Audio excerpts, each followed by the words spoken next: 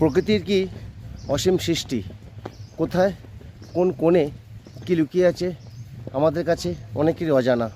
এই পরেশনাথ পাহাড় শুধুমাত্র বইয়ের পাতায় পড়েছিলাম, আজ চাক্ষুষ দেখতে পেলাম। এবং এই পাহাড়ের মধ্যেই একটু করে ঝর্ণা লুকিয়ে রয়েছে। যেহেতু 4,500 ফুট উচ্চতা, তাই অবশ্যই একটা ঝর্ণা তো থাকবেই। নিচে কিন্তু একটা ঝর্ণা রয়েছে, ঝর্ণা আওয়াজও পাচ্ছি, ধার দিয়ে বয়ে যাচ্ছে। ওপরে গিয়ে তোমাদের দেখাবো। তাহলে ভেবে দেখো বন্ধুরা, প্রকৃতির অসীম সৃষ্টির অসীম দানের বিভিন্ন জায়গায় বিভিন্ন কোণে কত কিছু লুকিয়ে রয়েছে যেটা আমরা জানি না। আজ আমিও কিন্তু এই পরেশনাথ পাহাড় সম্বন্ধে জানলাম, তোমাদের আমার এই ছোট্ট অভিজ্ঞতা জানানোর চেষ্টা করলাম। আশা করি তোমরাও এই ভিডিও দেখে অবশ্যই সফল হবে।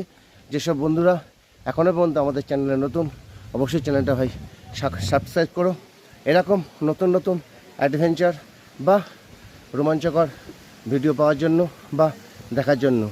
এই যে ওপর থেকে ঝর্ণা বেয়ে রয়েছে, চলছে, দেখো বয়ে আসছে এই যে ঝর্ণাটা।